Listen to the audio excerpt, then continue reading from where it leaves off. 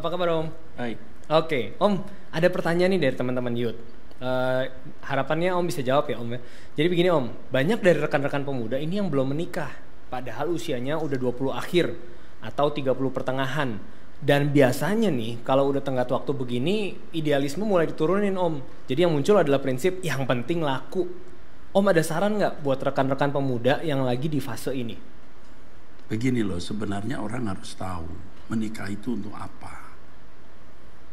Menikah itu untuk apa? Kalau kita tahu tujuan menikah itu untuk apa, ketika kita masih usia 16, 17, 18, kita tidak akan buru-buru mencari jodoh. Ketika mulai usia 23, 24, mungkin mulai membuka diri untuk menemukan teman hidup. Tetapi sekali lagi kita harus mempersoalkan menikah itu untuk apa? Apa tujuan menikah itu? Kalau kita melihat firman Tuhan, Alkitab mengatakan menikah itu untuk tugas atau mandat prokreasi, penuhi bumi. Nah memang di dalam mandat prokreasi itu ada unsur rekreasi, nikmat ya. Tetapi kita tidak bisa memisahkan antara mandat prokreasi dengan rekreasi. Kalau kita melihat hari ini penduduk manusia sudah banyak, sudah memenuhi bumi. Bahkan faktanya ledakan penduduk dunia bisa mengkhawatirkan untuk keseimbangan antara jumlah manusia dan sumber alam yang tersedia atau sumber makanan, sumber kehidupan yang tersedia. Jadi kalau menurut Om Eras nih, maaf mungkin kalian tidak suka ya. Menikah itu bukan wajib. Menikah itu tidak wajib. Oh oke Om. Nah kita harus melihat tujuan hidup manusia itu apa. Manusia hidup itu sebenarnya untuk Tuhan yang menciptakan.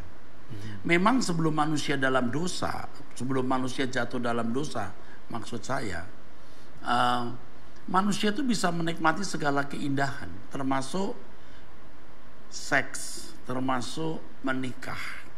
Tetapi setelah manusia jatuh dalam dosa, tidak ada kesempurnaan.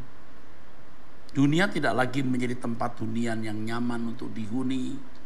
Seks tidak lagi menjadi sesuatu yang membahagiakan, bahkan tidak sedikit orang yang menikah lalu menyesali pernikahannya. Kalau Om Eras sih ngajarin begini, bahwa hidup yang sesungguhnya itu nanti di balik kubur. Jadi sekarang bagaimana kita mempersiapkan diri menjadi orang yang layak untuk menempati kehidupan yang akan datang. Jadi kalau kita menikah, kita harus mencari jodoh orang yang memiliki filosofi dan prinsip yang sama. Kalau tidak, kalian pasti menderita. Pasti menderita dan berkata, kalau tahu menikah itu begini rasanya, aku tidak akan menikah.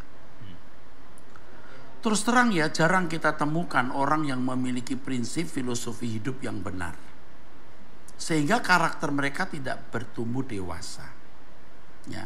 Sehingga mereka tidak menjadi orang yang bisa membahagiakan orang lain. Kalau orang mengerti kebenaran, menikah itu bukan mencari kebahagiaan, tapi menikah itu untuk memberi kebahagiaan. Nah, kalau kita menikah kepada orang atau dengan orang yang mencari kebahagiaan, kita akan dituntut membahagiakan dia. Tetapi kalau orang menikah dengan prinsip memberi kebahagiaan, yang pertama pasti menyenangkan hati Allah, yang kedua pasti menyenangkan hati pasangannya, baru menemukan firdaus dalam rumah tangga itu. Jadi jangan menjadi resah kalaupun tidak menikah. Ingat bahwa Tuhan itu pasti memberikan jodoh kepada kita jika Tuhan memandang kita itu patut menikah.